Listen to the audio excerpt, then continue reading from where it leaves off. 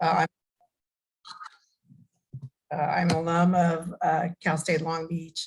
I received my master's degree in healthcare administration, so certainly understand a lot of what you all are going through in your educational pursuits, and also I have a degree, of course, in nursing. So for our nurses in the room, I appreciate what you're doing, and really to stay in this field in the current state is really an act of courage. So I congratulate all of you on your educational pursuits and wish you well. So appreciate you having me with you today.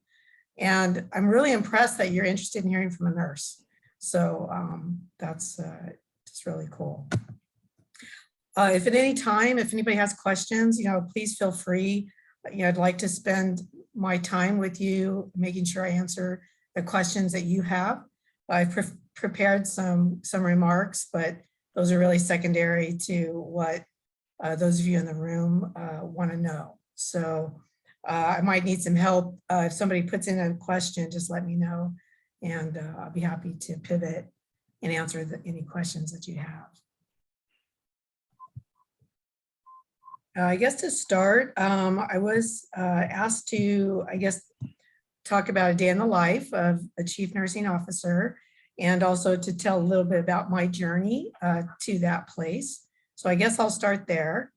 I actually started my college education as a pre-med student at UCI, and eventually realized that, as I appreciated the difference between medicine and nursing, that really kind of my skill set and my interest and my talents really leaned more toward nursing. And I think it was a good decision for me. And kind of just briefly, because a lot of times, a lot of folks who aren't in the field aren't really sure that some of the distinctions. And so one way I look at sort of medicine is really those who are looking to diagnose and cure disease. And nursing is about the response to human, or is the care of the human response to illness and injury. And that's really where nursing's expertise is. And it's a distinct field of practice. And it's more than just doing, what the doctor says. So I'm sure the nurses in the room have learned that already. And as far as my progression, it's really been sort of a sequential progression to the executive space. I started out as a nurse taking care of patients in a hospital. I did some work in clinics and other areas, and eventually moved into management and progressed into the executive space. And so all of those opportunities really inform how I approach my work and how I show up every day as an executive within the space of nursing. And so I guess a takeaway from that I would offer is just always being open to opportunities, and not being afraid to try something. And if it's not exactly what you want, and try something else. One of the great things about nursing is there's so many opportunities and avenues to pursue within the profession. So always, always something new that you can learn to do. So that's great. So that's a little bit about my journey. And then I guess I could start off in the day of the life. Just checking if there's a question there. So I guess the way I frame this is I'll start with a little bit about who a chief nurse is and what a chief nurse does and why we do it. So first, a chief nurse is part of a hospital executive team. Most chief nurses are in the hospital space. There are some chief nurses within industry and some within sort of other areas of healthcare. My experience has all been as an executive in a hospital, acute hospital. Title 22, California Code of Regulations, requires that hospitals have a designated nurse who's responsible for nursing services. So there's a legal component to the position. There's a professional component in that I'm accountable for all of the nursing services within the organization. So any nurse who practices in the organization has to have some type of reporting relationship up through the CNO for nursing practice. So I have probably about 400 various professionals who report up to me within my hospital. The chief nurse is accountable for, like I said, all the nursing care. So of course we don't deliver all the nursing care, but our role is to make sure that nursing practice can thrive in a safe and professional manner so that the patients who come to us for care receive high quality care that's personalized and that it's up to the latest evidence and standards within healthcare industry and nursing practice. And also a big part of our job is really creating an environment that is a good place for nurses to be. And so I often will say my main constituency are the nurses. They're my first constituency. And part of my job is making the environment a positive place for them to be and to practice. So that's a little bit about who a chief nurse is. What we do is, first, we are accountable for nursing, like I say, patient care services and nursing practice in particular.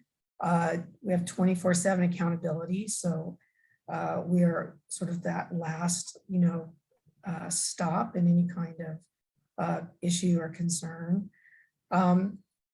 Really, I see my job as being first, a lot of what I do is set forth the plan for nursing services. So this idea of if the executive sort of work is around planning, acquiring the proper resources to deliver the outcomes that we are interested in, to make sure that the operational environment is sound and safe and a positive place to be, that we set clear expectations for practice, so that if we want our people to be successful, if we want our nurses to practice safely and successfully, we need to make sure we have clear expectations and that everybody knows what's expected of them.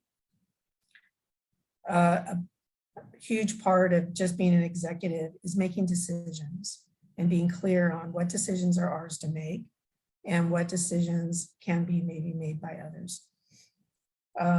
And then another giant part of what we do is really fashioning the communication. Leaders of all types and executives need to be great communicators. And there's so much information available. So part of our job is really learning how to filter through all that information so that we land on the really key salient points that we want to get across, and that we create a succinct and understandable message for our audience. So that's a little bit about what we do, and why we do it is really to deliver great patient care to our communities. And patients could be an individual, it could be a group, it could be a community.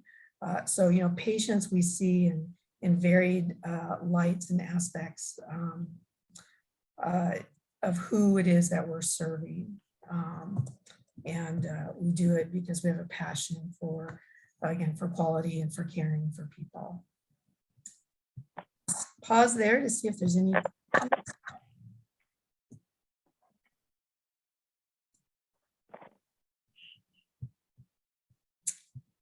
I'll go ahead and move on to just sort of what a typical day is like. So I guess number one is there is no real typical day, but there is some rhythm and rigor to what we do every day. So for me, I start with when I first wake up in the morning. I'm not advocating this as a good practice, but it is what I do. And the first thing I do is I look at my phone to see what happened through the night at the hospital. If I haven't been called already, I don't regularly get called anymore, but occasionally if there's something, really remarkable that happens, I'll get a call from the house supervisor. But most of the time, I get the early report from the supervisor who's on at night. We have a standard report that we send out with some of the key metrics and information that we need to know to hand off and carry on to the next shift. So I start my day with a quick check, what happened through the night? Is there anything I need to know or deal with immediately? Then I'll spend usually a couple of hours, just looking through emails, doing some work, reports, or various questions that come my way, take care of those. At my organization, we have a tiered huddle structure. So starting at 9 o'clock in my office, I'm what we call tier 3. So, the first huddle of the day starts at the unit level where the staff, get together and discuss what they need to know for the day, if there's any concerns that need to be escalated. And we always try to end with sort of a wow moment or, somebody that we want to recognize. Then that goes to a level 2 huddle, which are the charge nurses, and the level 3 huddle, which are my directors. And I'll pass on to attend the CEO's huddle. The CEO then attends the system huddle. And so this is a really great sort of sequential way of escalating issues, particularly problems that need to be escalated to the next level or even get all the way up to the system chief that may need to be solved in a quick manner so that individuals aren't sort of spinning and needing help without that being recognized. It's also a way to send information and communication back the other way through the huddle system so that everybody stays informed. So it turns out it's really a very effective way of communicating across a large organization. Once the huddles are completed, then my day is spent in a lot of meetings. So again, to the planning, in the executive space, we do a lot around business development. Are we serving the right populations? Are we developing the right service lines? Are we contracting with the right organizations? And so there's numerous meetings underway on any given day. We try to be very present with the staff and round throughout the organization. And we find that, just physical rounding is so important because one, we could see what's going on for our teams, what their environment is like. We get to know them, they get to know us. It gives us some of that really direct communication with those who are taking care of the patients. Other than that, we do a lot of work, let's say in business development, policy procedure development, review, observing or creating operational processes, looking at skills, making sure that our teams are trained and competency validated to do what they do. Healthcare is a dangerous business. And so making sure that everyone is well trained and confident in what they're doing is important. We do a lot around contracting, lots in the HR space.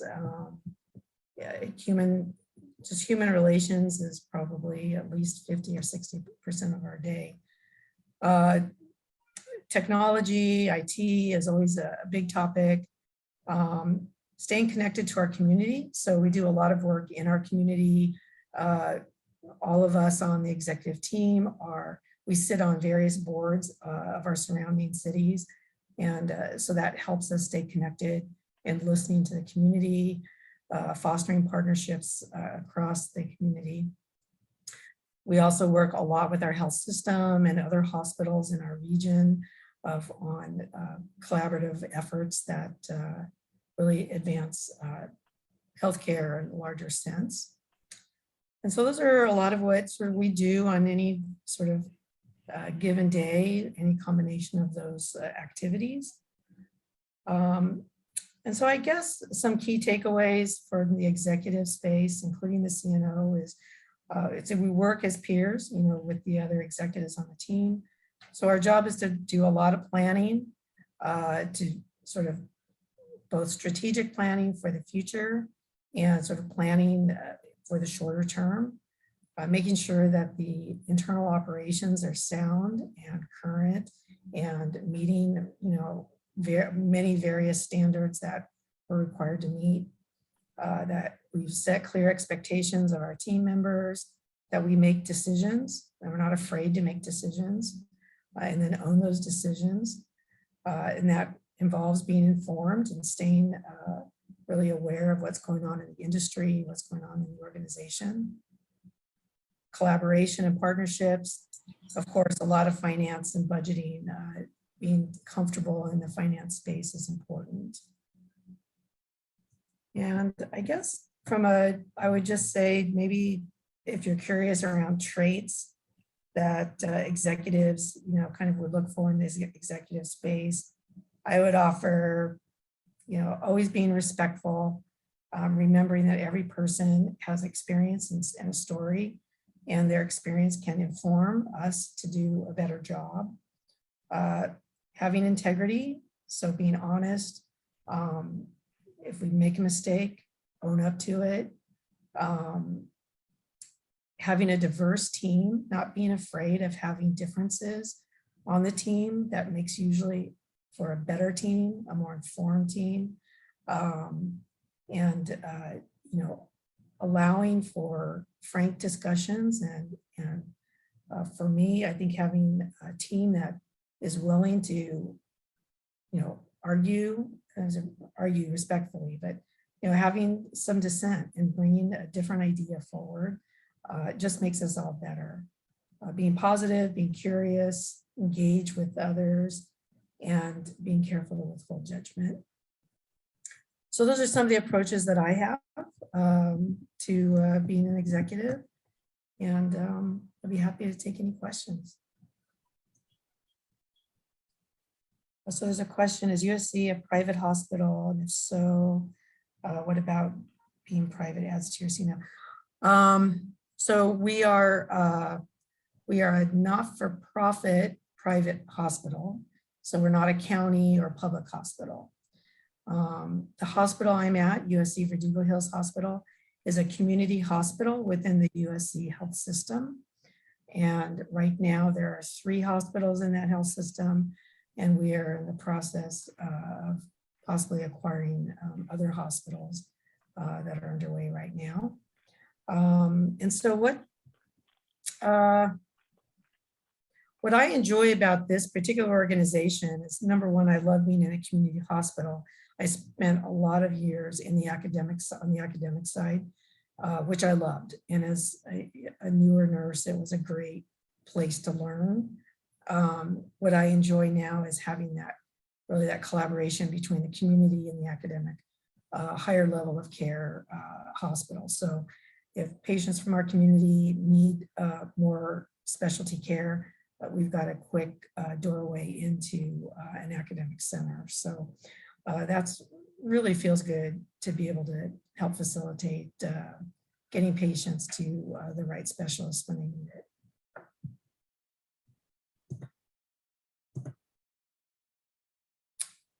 I have another question. Do you think you could speak to the challenges of being a CNO throughout the pandemic? Oh, great question. The pandemic really challenged all of us, in ways that we hadn't expected. So I guess first, I'm just really glad I had a chance to, participate and serve throughout the pandemic, even though it was a really frightening time at moments, especially in the beginning, because we didn't know really what we were facing, and information was changing literally by the hour. So it really tested us in coming together as a team and leaning on each other, really sharing the workload and being very flexible, listening to what was happening, what was changing, being really clear. We made a decision early in the pandemic to communicate every day with our team and our community. And we had an all hands meeting that was open to anybody who wanted to join, just to hear what was the latest information. And we were transparent. We told people, how many patients with COVID we had, what our status of our PPE was, what new processes were rolling out. And we made that decision intentionally. And other organizations early were a little more reticent to sort of sharing information. And what we learned was that the public really appreciated that. And it gave them information to make decisions that were best for them and their families. And we found that there was worry that people may not come to the hospital out of fear. But what we found is because we shared what was going on, that they actually increased their comfort to come to us when they need care. So lots of challenges, lots of trauma. What we're dealing with at this point really is how to take care of our healthcare workers, our nurses, our doctors and respiratory therapists, our housekeepers, how to really take care of them now as we're coming out of the worst of the pandemic, helping them to heal, to be restored. And there's a lot of challenges around that right now. So taking care of our people so that they can continue to do the good work that they do. I have a question.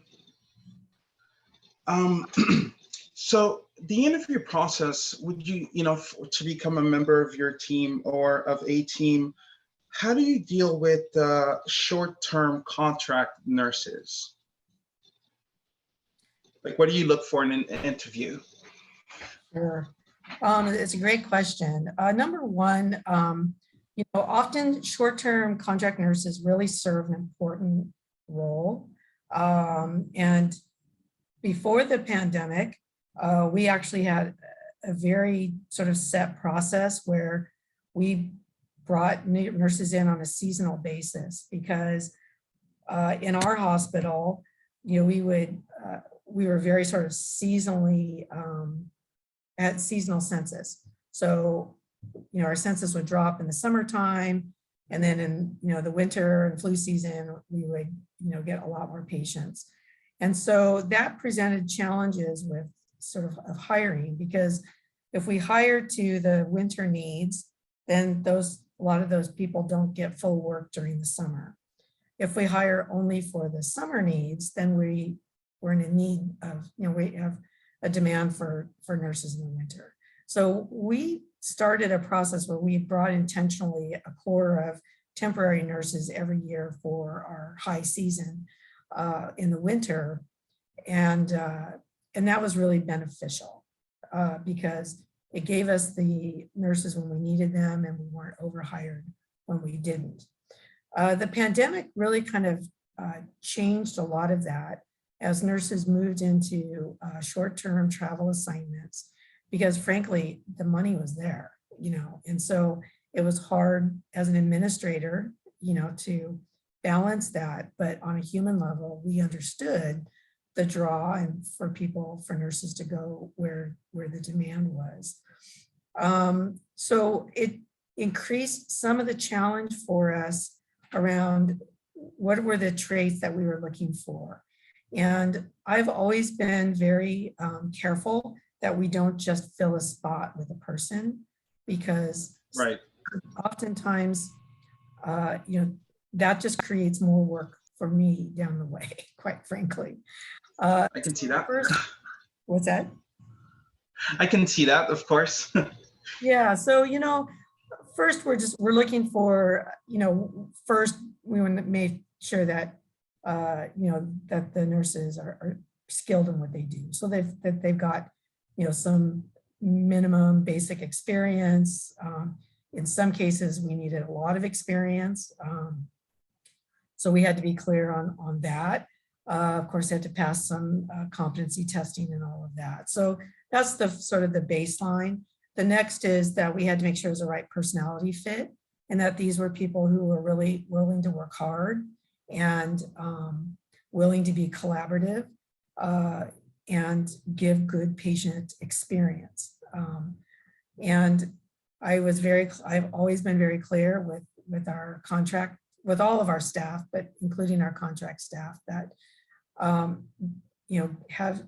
creating an environment for positive patient experience is a non-negotiable. So if you're not a nice person, then I will cancel your contract for cause. Because hospitals, as I'm sure you've all learned, we're held accountable to the patient experience for how we are paid. And if we don't create a good, safe, and good experience for our patients, we're penalized. And I'm not going to pay super high rates for somebody to be a bad actor. So those are some of the things that it's important that I have those expectations set from the outset, so that when somebody comes on board, they know those expectations. And it's been really overall really positive. We are intentional around who we hire, and that saves a lot of agony down the way. We also have to remember. Thank you for your feedback. You're welcome. One other thing, just, I have to be, sensitive to is that the temporary workers working side by side, doing the same work as the nurses who are hired, are coming in and being paid often a lot more, and so I need to create some distinction, right? And if one of those distinctions is bringing in people who are going to be helpful to our nurses who are employed by the hospital. Because if the temporary workers coming in are not helpful or nice or pulling their weight and getting paid more, then everybody's unhappy, including me. So, again, just being really thoughtful around who we bring on goes a long way. Thank you. Welcome.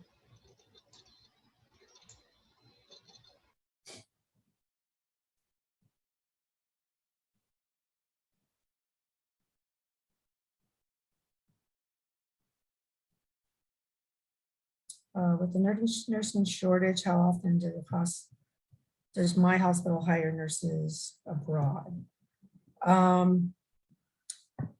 Interesting question. The topic of hire, I guess, let me just clarify, are you meaning foreign trained nurses to come in and work in the US? Yes, okay. First and foremost, I have no concerns around nurses who are trained in other countries. Often, nurses are very well trained in other countries. It's important when we bring in nurses trained in another country that we just make sure that their training is comparable and the practice is comparable to the expectations, not only in the United States, but in California, because every state has different scopes of practice laws. So some of that is just making sure that's clear. My major concern around hiring foreign trained nurses is around the possibility of really a brain drain from their home countries. And obviously that's not my choice to make. If nurses want to come from other countries, that's their choice. But I don't personally make it a practice to recruit from outside of the country for two reasons. One is because we generally in our country and in California, we graduate enough nurses to fill our demand. Now that has changed with COVID. We are now in a state of deficit of nurses, but we still have a lot of new nurses, novice nurses, new graduate nurses who are ready to join the workforce. It requires from us that we provide adequate onboarding and training because the nurses are new. But I don't make it a practice to purposely recruit from other countries. Again, because I worry about creating an incentive that pulls nurses away from their home countries where they're needed there too. That's just a personal view. A lot of chief nurses are looking at hiring foreign trained nurses. Some of the advantages is really adding to the diversity and cultural differences that we learn from each other. But again, I worry about pulling nurses away from their homes.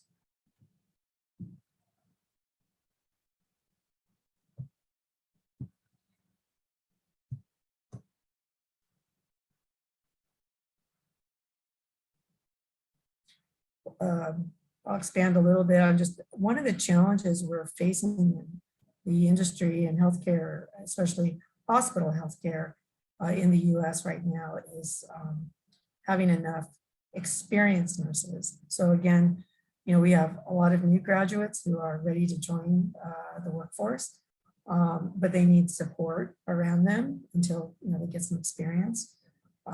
And so we're all competing for a shrinking pool of experienced nurses as nurses either leave their profession or retire or move into other industries. And so sort of the tact I've taken is really focusing on bringing in strong groups of new grads, giving them the support around them, not overly diluting the experience pool within the organization, but not being afraid to bring new grads in. So another question, has it been difficult to retain staff throughout the pandemic? And what are some of the things we've done to retain staff? So in the beginning of the pandemic, it was, we had a lot of our nurses went on leaves of absence for various reasons. If we remember at the time, kids were, schooled from home, businesses were closed. There was just so much going on in our communities. So some nurses, needed to leave their jobs to take care of their families and personal reasons. So we did have a number of nurses who went on leaves or left. We had a few in the beginning who actually got sick, or their families were sick and they had to take care of them. And some just left their profession altogether. That declined as the pandemic went on, and a lot of nurses came back. Probably at our worst moment, I was down at least 50% of a number of my units staff. So that, that was a challenge. Now, in the beginning of the pandemic, our census actually in the very beginning was not real high because we canceled elective surgeries, and so our census actually dropped. As the census returned, particularly with the surges, and then exceeded our typical census, then that added some strain with our staff. We did a few what I think were fairly innovative hiring models. We offered what we call fixed term positions. So a fixed term position is an actual employed position where the employee gets benefits and is treated like a full-fledged employee, but there's just a time limit on the contract.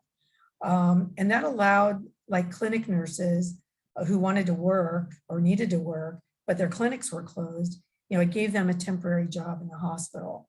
So we reached out to schools, to clinics, to a lot of the ambulatory partners, and offered opportunities, for sort of temporary work.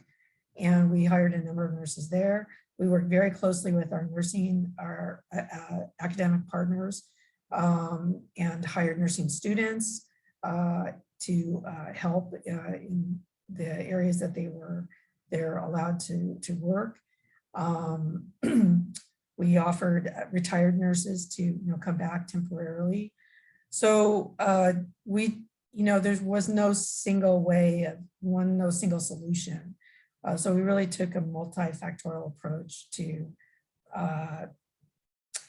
hiring, bringing in nurses and nursing support people.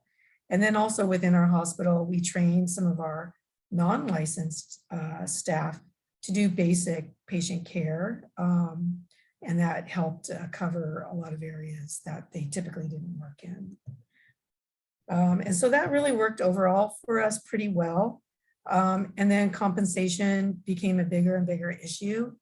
And, at some point, you have to stay in market to not only recruit staff, but to retain your staff.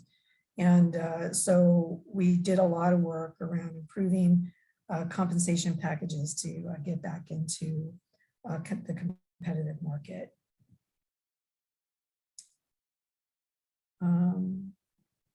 So I hope that answered that question.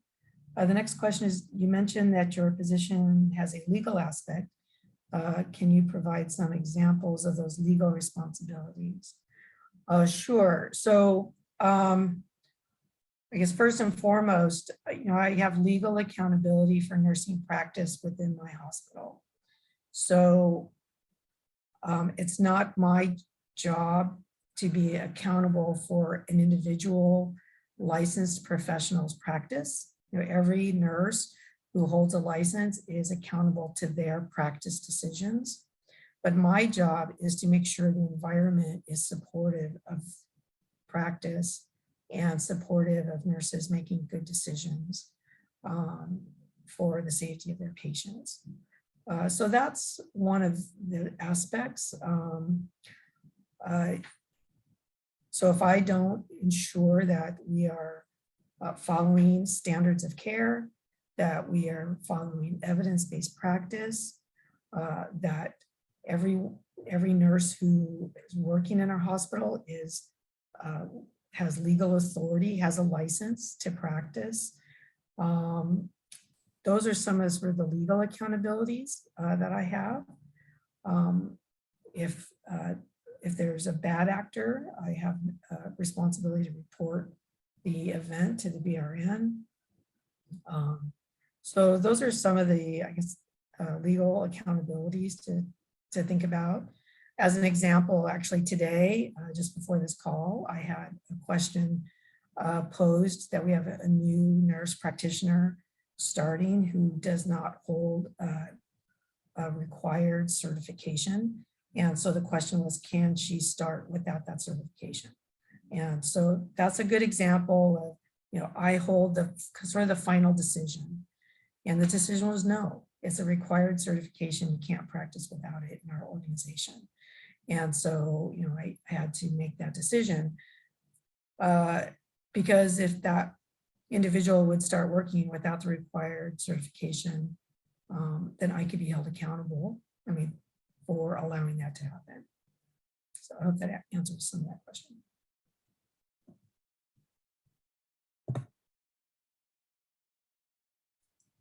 Another question.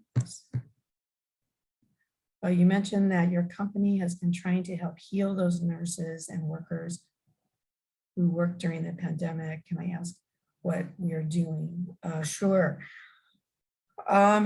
We actually, before the pandemic, our organization was starting some work on a project called Care for the Caregiver, similar to employee wellness work.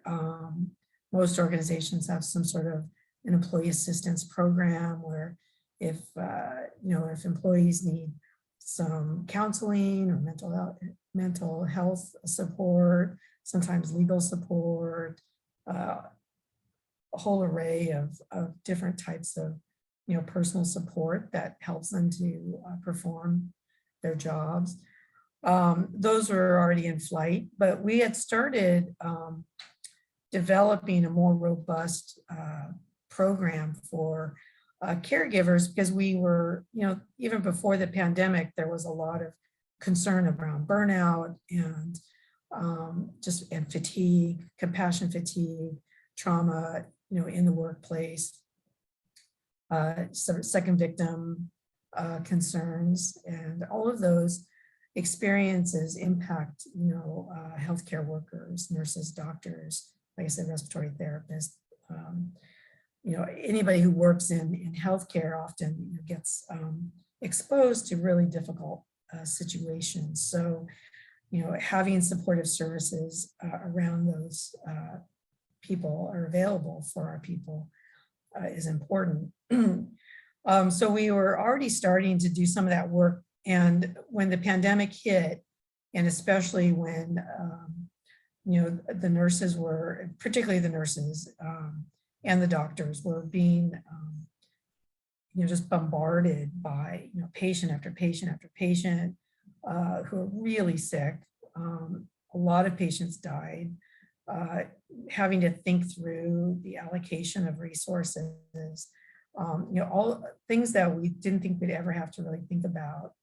Our Care for the Caregiver program just accelerated, and we hired a chief wellness officer who is actually a psychiatrist and chief of the psychiatry program, who is really an amazing individual and rapidly built up some added services. So if anybody needed to talk to a peer counselor or a professional counselor, they only need to make a single phone call and they were connected with somebody to help them talk through a situation. We had a few sort of events, remembrance events, recognition events. The community came forward, particularly in the beginning of the pandemic. The response of the community was amazing and really offering help of every kind, food, support, all kinds of things that the community offered. So we ran all that through the Care for the Caregiver program as ways of supporting the staff, offering housing. A lot of our employees were fearful of taking, a virus home to their families. And so we offered free housing for them so that they could continue to come into work without risking exposure to their families. So those were some of the things that we did to try to help support the staff. And then, back to what I had mentioned earlier, is just keeping everybody really aware of what the current state of things were. A lot of organizations were really struggling with having sufficient supplies. And so we were able to tell our people we had a list of supplies, key supplies, and how many days on hand we had.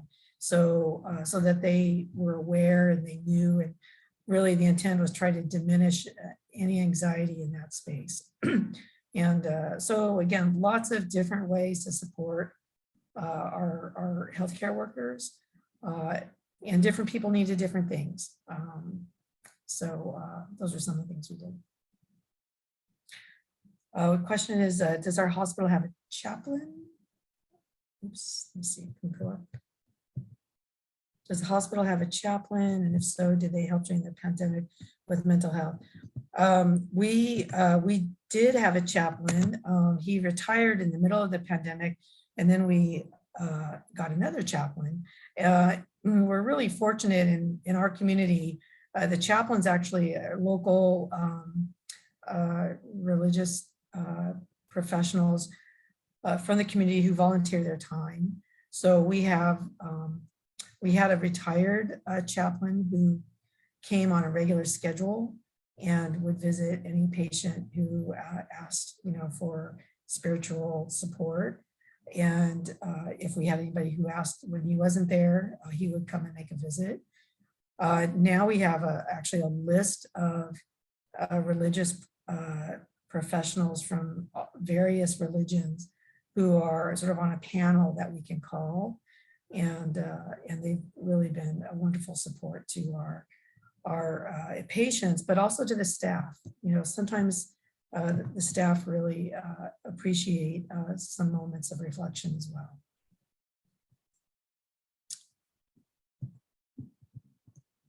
There's another question. Do you think we will see a change in healthcare after the pandemic that will affect what we know or are learning right now as we start off our careers and train the workforce?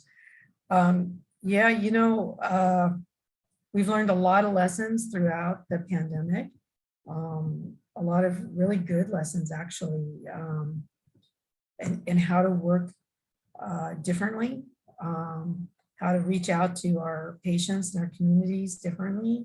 So, I think we've learned a lot of lessons that we were thinking about that we actually had to implement rapidly, and a lot of them have been really successful. So telehealth, we were able, through our mental health services, reach a lot of patients who are more remote to the hospital.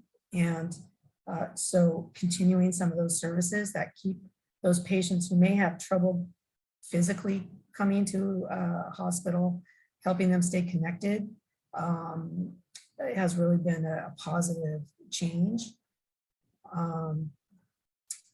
Working in teams, I think the teams have always been important in healthcare, but the pandemic, I think, really emphasized how important it is for everybody to work in a trusted team environment, and that each professional brings an area of expertise. And for the nurses in the room, I think one of the main opportunities for the nurses is really to be that coordinator of the care, and making sure that our patients are getting the right care when they need it, is one of the key, I think, roles that nurses, particularly registered nurses, play in creating that plan of care for the patients. And like I say, getting the right person to their bedside when they need it. And so I think the future, I'll tell you, I feel very positively. I think the future is very bright for people moving into healthcare. My bias, and this is just my bias and my speculation, but from what I've seen of the students who stuck with us through the pandemic, this is a really courageous group of people coming up. And I think the healthcare is going to be much better for those who are coming into the field.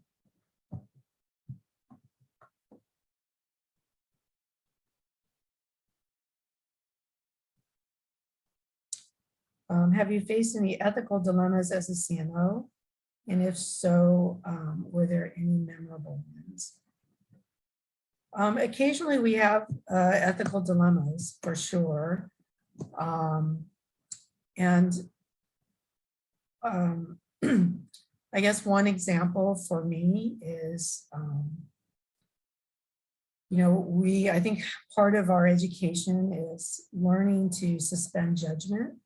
Our job and our role and our contract with the public is to take care of them, and to suspend judgment, on personal issues. And I've had sort of two memorable events that I can think of at the moment, where one was we had a patient that I was not assigned to take care of, but I was on the team. And this was a public figure that I didn't have, I sat on a different side of the political spectrum. And I was just noticed that it was really hard for me to be involved in that individual's plan of care. And I had to really sort of talk myself through that.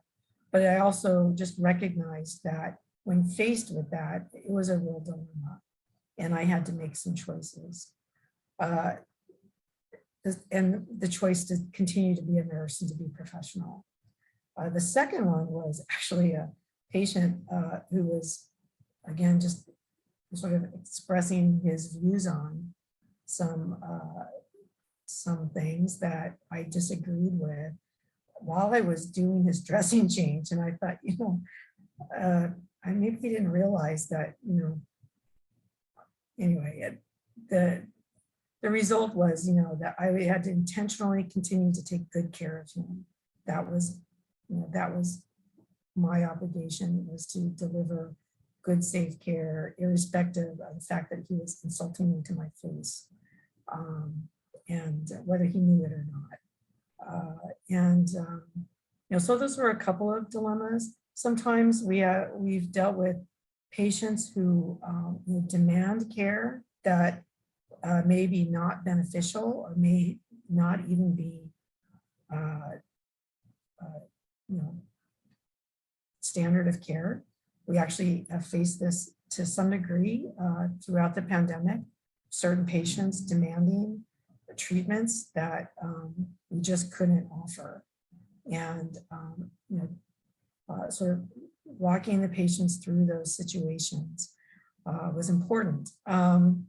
We have a bioethicist on staff, and we have a bioethics committee, and they've always done a lot of good work, but the pandemic really created some urgency around a certain topic. So one topic early in the pandemic that we dealt with was the idea of crisis level care and allocation of scarce resources, and how we would make decisions around who would get care when there wasn't enough care to go around. Part of the important lesson learned there is, in those kind of situations, there needs to be really a thoughtful group, a committee that sort of owns the decision, so one single individual doesn't bear the burden of those decisions, and that it comes from an informed larger body of professionals who sort of all agree and align on an approach. I have a question for you. Did you experience firsthand throughout the pandemic the exhaustion that nurses went through? I mean, I've read all over it, and I just wanted to want to know if you had firsthand experience on that, on nurses just, you know, being exhausted and just, you know, quitting or just being overwhelmed in general. It was a very hectic time for the nursing industry. Yeah, thanks for the question. The short answer is yes. I think anybody who worked throughout the pandemic is still exhausted and traumatized. Many people are deeply traumatized. And so, you know, some of our work now is trying to understand how to take care of them. And we can't fix their trauma, but we can create an environment that's supportive of them.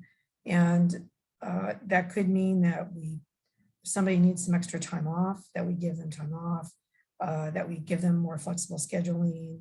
I've had some nurses who wanted to go change to part-time status for a while so that they could rest. You know, so I think we're gonna be in this sort of recovery space for a while. And everybody kind of needs to approach it, you know, in their time and in their way. I'm actually working with another school on a symposium that's focusing on having healthcare workers sort of tell their story, and that there's healing through the storytelling. And so that's one kind of one way of maybe dealing with some of the exhaustion and trauma.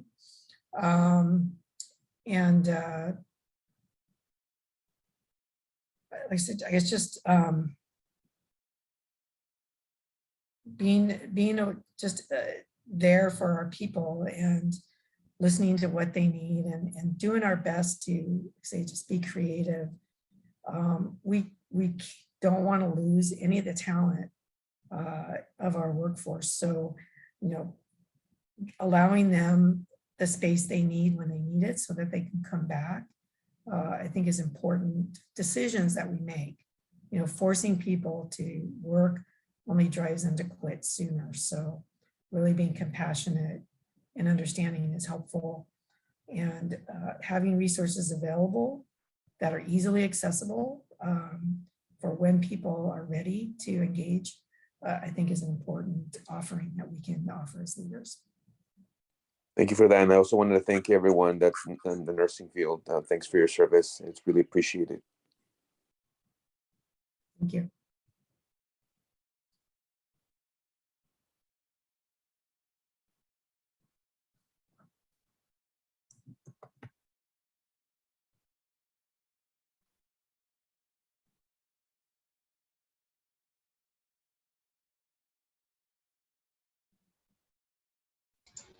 I have just a quick comment, not a question or anything like that. So when I was a paramedic in Toronto, there was a provincial, well, state program, and it facilitated individuals who wanted to transfer from, ambulance care to hospital care. And you mentioned earlier that some individuals who were not nurses were trained in basic patient health care or, care. So I think that's really nice because when I was in Toronto, I saw the effect of that firsthand. Of course, it wasn't during COVID or anything like that. It happened years ago, but it's still really nice to see that, similar methods are used here or in the US. Thank you. Yeah, we were really grateful. One example is, one of our IT guys, said, teach me how to take vital signs and, how to safely, ambulate a patient to the restroom. And, he has just his presence and his enthusiasm on the unit was such a support.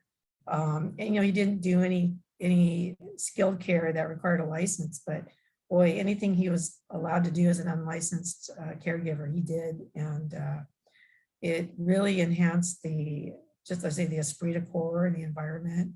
And he felt really good about being able to help out, in those really busy days.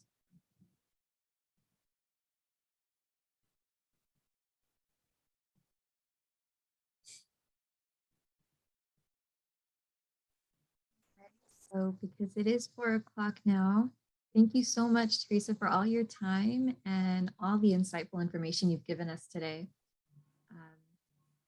There's a little chat for you. And then if anyone's got anything else like last minute comments or anything they'd like to say, you can go ahead, but I think we'll begin wrapping it up now. Thank you so much. It was really great listening.